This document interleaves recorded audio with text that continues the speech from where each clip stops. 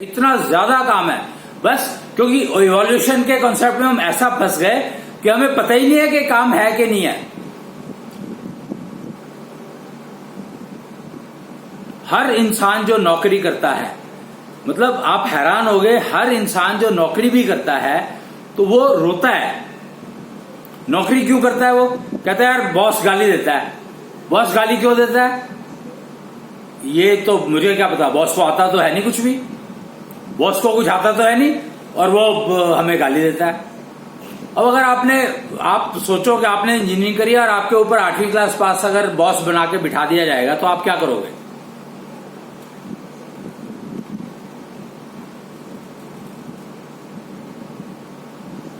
Frustration तो होगा ही ना कि मैंने इतना एफर्ट करी, इतना टाइम लगाया, इंजीनियरिंग करी और ये 8वीं पास करके मेरा बॉस बना हुआ है। तो फ्रस्ट्रेशन, स्ट्रेस, फिर रूट ऑफ एस्केपिज्म।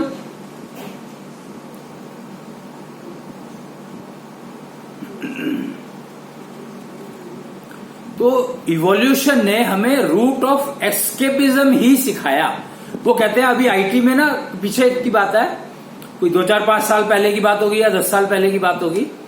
आईटी के लोग क्या कहते थे, जब वो जॉब ज्वाइन करने के लिए अप्लाई करते हैं और इंटरव्यू होता है और उनको लगता है कि जॉब मिल जाएगी, तो उनका पहला सवाल क्या होता है पता है? मैनेजमेंट से ज्वाइन करने से पहले जब इंटरव्यू में मैनेजमेंट पूछती है आपको अगर कुछ पूछना है हमारे बारे में, मैनेजमेंट में यही सिखाया जाता है बेचारे, और क्या करेंगे। इवोल्यूशन का कॉन्सेप्ट चलता है मैनेजमेंट में, परफेक्ट दिखाई देता है।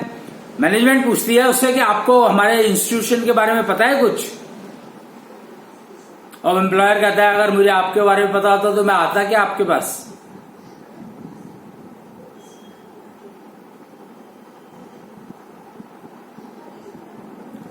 मुझे तो नौकरी चाहिए थी और आपने वो एड निकाली तो मैं आ गया आपके पास, आपने इंटरव्यू लिया, आपने जो कुछ पूछा मैंने बता दिया, मुझे आता था और आपको लगा कि मैं काम कर सकता हूं। पर क्या मेरे को आपके ऑर्गेनाइजेशन के बारे में पता? मुझे कैसे पता होगा? मैं आउटसाइडर हूं, आपके ऑर्गेनाइजेशन के बारे में मुझे कैसे पता होगा?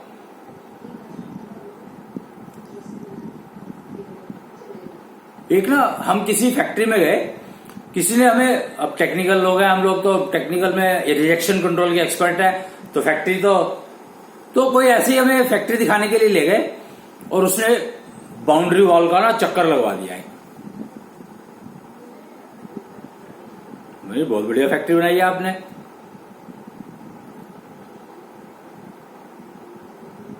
अब इमेजिन कि बाउंड्री वॉल का चक्कर लगा करके मेरे को क्या पता लगेगा कि आपकी फैक्ट्री में क्या बन रहा है, क्या बन रहा है, क्या लगा है, कैसे लगा है, क्या प्रॉब्लम आ रही है, कैसे आ रही है, क्या आएगी?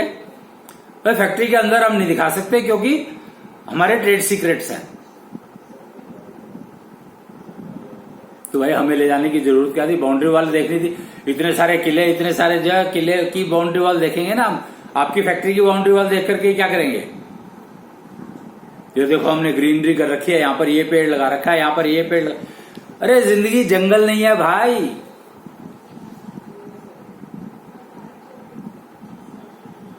जिंदगी जंगल नहीं है। क्या जिंदगी जंगल है?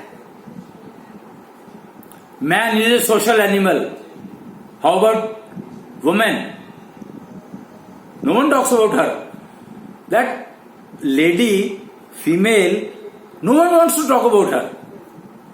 Y? She is suffering so much. उसकी प्रॉब्लम को कोई समझना ही नहीं चाहता है।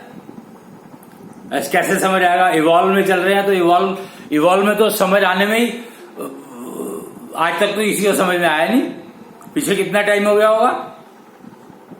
क्या आपको समझ आया? और इवन यहां तो सिचुएशन ये है कि फीमेल कहती है कि मुझे कुछ मेरे बारे में बता दो, तो फीमेल को ही खुद को अपने बारे में नहीं पता। वो चाहती है कि मेरे को कोई मेरे बारे में बता दे।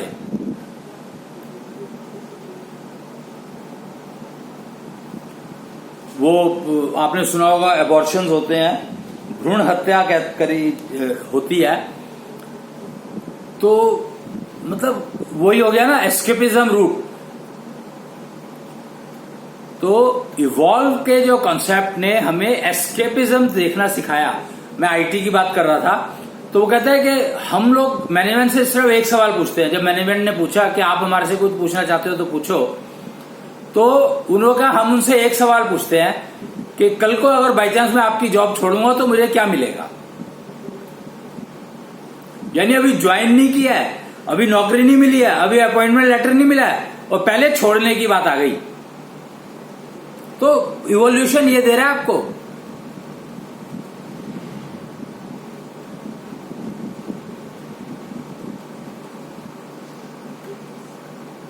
तो पहले ही दिन आपने, जिन्होंने आपको इंटरव्यू किया था उनको टेंशन दे दी कि ये तो कल को नौकरी छोड़ जाएगा, तो आपके ऊपर भरोसा कैसे कर ले वो।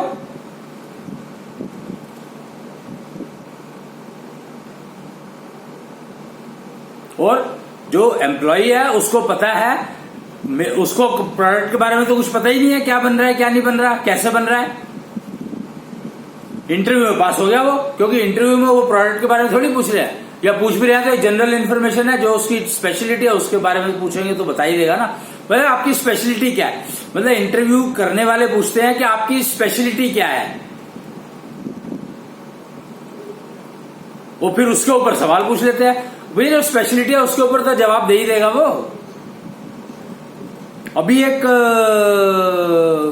कोई फोन आया था, हम लोग थोड़ा ज्योतिष का काम भी करते हैं, तो एक फोन आया कि जी कैरियर के बारे में कुछ पूछ रही थी वो फीमेल, तो उसको फिर कुछ बताया गया, वो उसकी स्पेशलाइजेशन किसी फील्ड में थी, फिर उसको जॉब मिल गई, जॉब के बारे में पूछ रही थी जॉब कब मिलेगी वगैरह वगैरह, पहले करती थी फिर बेबी हो गया, तो वो कहती है कि मेरे को जॉब मिल जाएगी।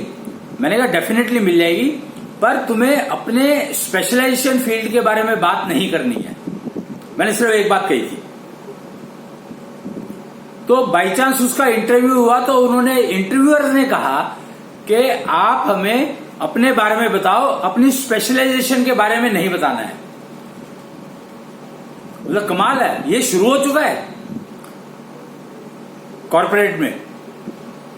तो स्पेशलाइजेशन जिसमें है तुम्हें वो तो तुम कर ही लोगे ना, उसके अलावा बताओ क्या है आपके पास। अब आप बताओ क्या बताओगे। आप, अगर आपसे कोई सवाल पूछे, क्या आप इस सवाल के जवाब के लिए प्रिपेयर्ड हो कि आप वो बताओ, अपने बारे में बताओ, अपनी स्पेशलाइजेशन के बारे में नहीं। भाई आपने इलेक्ट्रॉनिक्स में डिग्री करी है तो इलेक्ट्रॉनिक्स के बारे में नहीं पूछ रहे हम, आप अपने बारे में बताओ। मैं अपने बारे में क्या बताऊं, मेरे घर में मेरे पेरेंट्स हैं, मेरे भाई बहन हैं, और भाई बड़ा है तो नौकरी करता है, बहन छोटी है अभी पढ़ रही है, ये अपने बारे में बता रहा हूं मैं। भैया तो अपने बारे में बता रहा है कि परिवार के बारे में बता रहा है? तुम्हें पता ही नहीं है, तुम्हें अपने बारे में पता ही कुछ नहीं है, तो पूछने वाला तुम्हें नौकरी देगा क्यों। आज बेरोजगारी जिसको रो रहे हैं हम लोग, कह रहे हैं कि बहुत बेरोजगारी है, उसके मात्र कारण यह है क्योंकि ऐसे सवाल आने शुरू हो गए। इंटरव्यू वाला पूछता है जी अपनी स्पेशलाइजेशन के अलावा बताओ आपको क्या पता है, क्या जानते हो आप।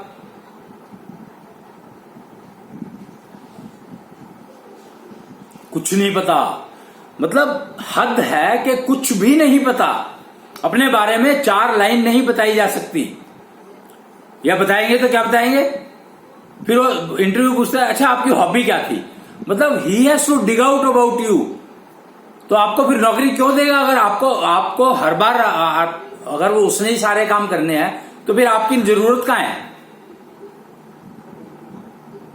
बिठा करके तो सैलरी कोई देगा नहीं, और काम अगर आपको नहीं बताया गया तो आप काम करोगे नहीं। और अगर आपको फिर रखने का फायदा ही क्या हुआ कि आपको अगर उसी को बताना पड़े, उसने अगर आप जैसे 10 लोग रख लिए तो उसकी तो जिंदगी खराब हो गई। उसने 10 लोग हेल्प करने के लिए रखे थे, ना कि उनको पालने के लिए। हेल्प करने और पालने में फर्क नहीं पता। क्या आप कंट्रीब्यूट कर रहे हो या कंट्रीब्यूशन ले रहे हो। आप सोचो एक फैक्ट्री में अगर मान लो 50 आदमी काम करते हैं तो उसमें से 20 लोग तो नॉन प्रोडक्टिव स्टाफ में होते हैं, क्योंकि उनके वो काम होते हैं जो प्रोडक्शन से डायरेक्टली लिंक नहीं है, और वो ज्यादा जरूरी है आपकी प्रोडक्शन से।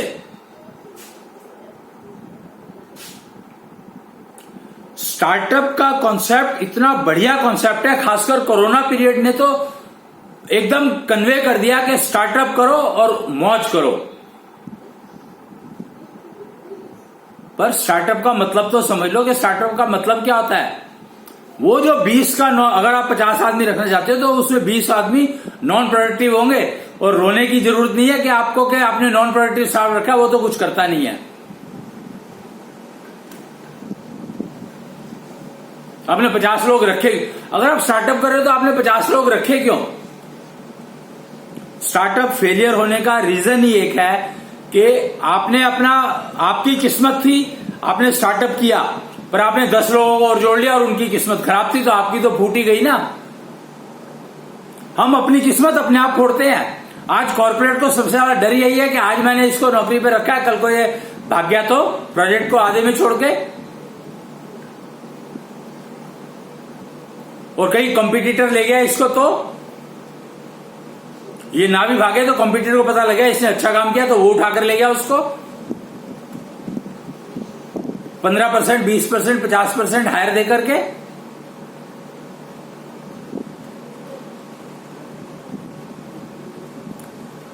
आप एक बात बहुत अच्छे से समझ लें तो अच्छा रहेगा। मेरे से पूछते हैं कि आपका जो जैसे मेरे से किसी ने फोन किया और बताया, आपने जो पैरामीटर्स बताए जो हम लोग पूछते हैं, और उसके बाद मैंने उसको कहा कि आपके ये समस्या है आपको। वो कहते हैं कि जी क्या आप हमारे घर के बारे में बता सकते हैं, मेरे फादर के बारे में बता सकते हैं? मैंने कहा भैया तेरी किस्मत अपनी है, उसकी किस्मत अपनी है, उसके बारे में तू कैसे जा, तेरी उससे मैं उसकी किस्मत से उसकी किस्मत कैसे बता सकता हूं? तुक्के मारने के लिए बैठा हूं क्या मैं यहां पर? मैं 1 लाख रुपया लेता हूं एक किस्मत बताने का, तो तुम्हारी किस्मत अगर मैं गलत बताऊंगा तो दूसरे की किस्मत तो मैं ही फोड़ दूंगा उसको। तो मैं ऐसा बेवकूफी का काम करूंगा क्या? मेरे को कौन 2 रुपए देके जाएगा?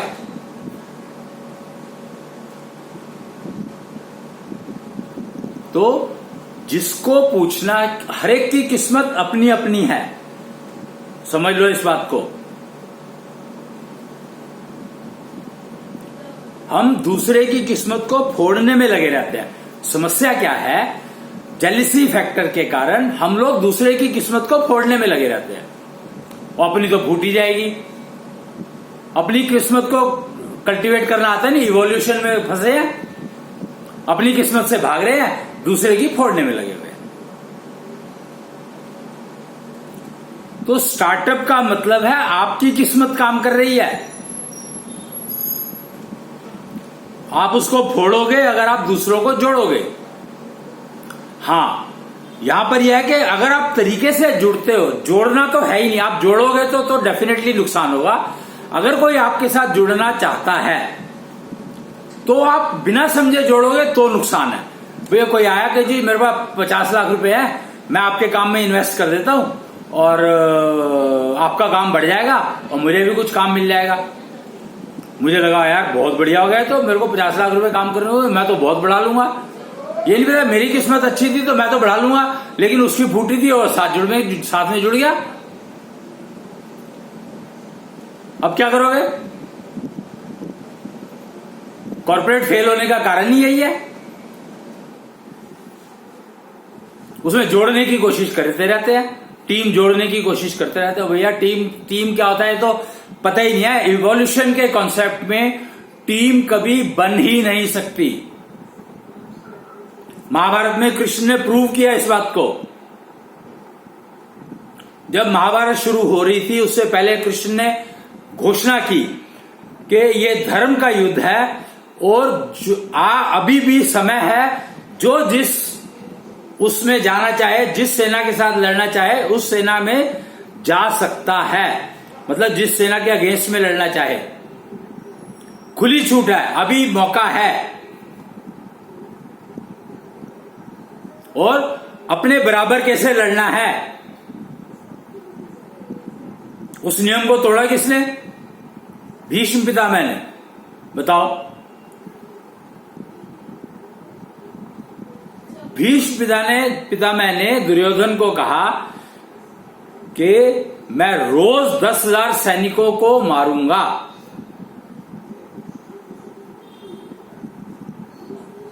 तुम 10,000 सैनिकों को मार रहे हो और बात कर रहे हो कि बराबर के एक जो वही लड़ेंगे आपस में बराबर के, तो सैनिकों को क्यों मार रहे हो भाई? तो अब तो उनको तो फिर इतने तीर लगेंगे ही ना, जितने सैनिकों को उन्होंने मारा उतने तीर उनको लगे,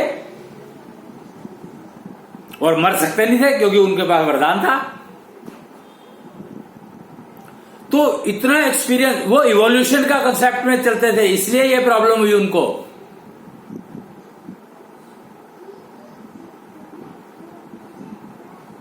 उनको समझ यही इसी बात की यही बात समझ में नहीं आई कि बराबर से बराबर का लड़ाई होनी है।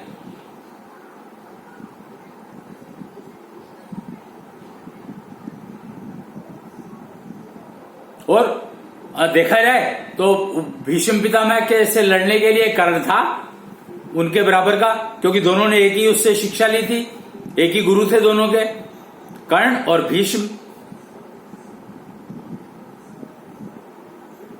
पर वो दोनों एक साइड पर थे।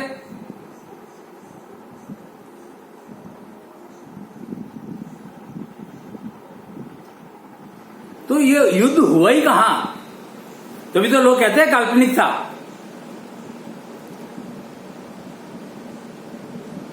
पर काल्पनिक था नहीं, एक बूंद भी खून नीचे नहीं गिरा था, तो लोगों ने उसको काल्पनिक कह दिया, क्योंकि वो खून सर्च करते रहे, वहां पे खून का कुछ वो मिला नहीं, पॉइंट मिला नहीं, स्पॉट मिला नहीं, तो उन्होंने कहा यह युद्ध काल्पनिक था। जबकि ये नहीं पता कि उस समय में जो टेक्नोलॉजीज थी वो इतनी एडवांस थी कि एक ड्रॉप भी ब्लड का नीचे नहीं गिरा था।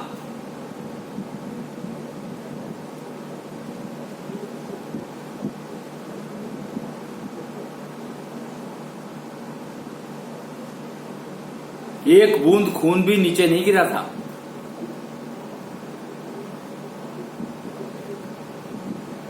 रक्त बीज काली ने मारा था जिसको, उसको आप समझो, उसने एक बूंद भी खून नीचे नहीं गिरने दिया था रक्त बीज का।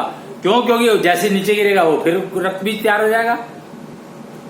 परफेक्ट क्लोनिंग जिसको कहते हैं।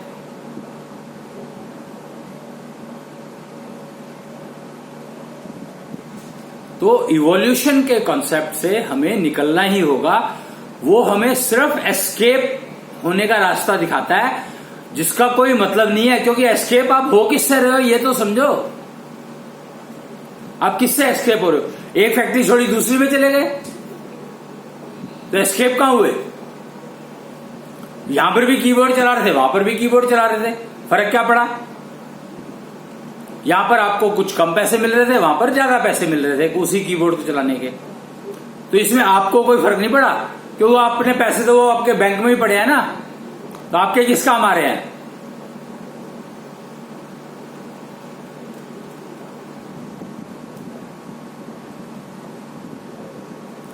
इवोल्यूशन ने हमें सिर्फ एस्केपिज्म सिखाया है, जो कि हमारी जिंदगी में एग्जिस्ट नहीं करता। We never escape, we only recycle. Everything is recycle. Nature में देख लो आप, हर चीज रिसाइकिल होती है। अखबार को देख लो, अखबार आता है, शाम को चला जाता है, रद्दी बनती है, फिर पेपर बन के आता है, फिर अखबार छप जाता है। हर चीज रिसाइकिल होती है, लाइफ भी रिसाइकिल होती है, और रिसाइकिल तरीके से हो तो बेटर है, वो यूजेबल है। अगर बिना तरीके की होगी तो वो यूजेबल नहीं होगी। जैसे पेपर की एग्जांपल ले लो, रद्दी बिकती है, पेपर बनता है, उस पेपर पे फिर से अखबार छपता है, वही वाला अखबार। तो ये कल्टीवेटेड प्रोसीजर है, इवोल्यूशन नहीं, कल्टीवेशन। अगला लेक्चर जो है वो कल्टीवेशन पर होगा। फिर आप दोनों का डिफरेंस कंपेयर करें और इसके ऊपर डिबेट करें। इवोल्व क्या देता है हमें, कल्टीवेशन क्या देता है। कल्टीवेशन के ऊपर नेक्स्ट लेक्चर रिकॉर्ड किया जाएगा, बताया जाएगा, और उन दोनों को समझ करके फिर आप देखें कि क्या आपको चुनना है, और फिर चुने, और अपने जीवन को, मनुष्य जीवन को, मानव जीवन को उपयोग करें। ये समझ लेना, आपके लग्जरी जो है आपको मानव जीवन में मिलती है, पर लग्जरी कल्टीवेट करनी पड़ती है।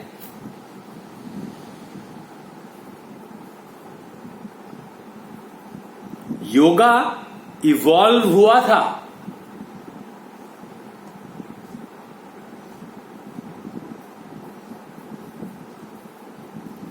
योगा इवॉल्व हुआ था, पतंजलि ने उसको कंपाइल किया, वेरीफाई किया, कंपाइल किया।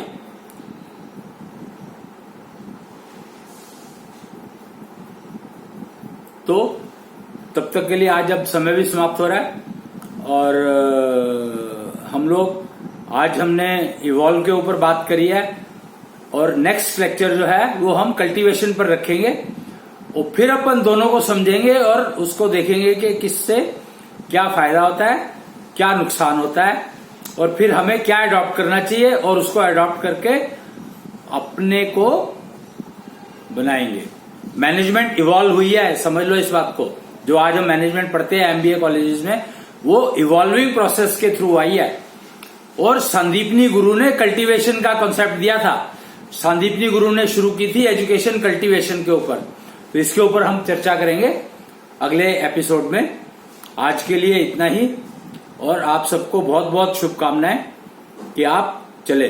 और आज के दिन को हम लोग एक दिवस डिक्लेयर कर देते हैं, इवॉल्व वर्सेस वो दशांश दिवस कर देते हैं आज, दशांश दिवस, क्योंकि दशांश योग शुरू हुआ है।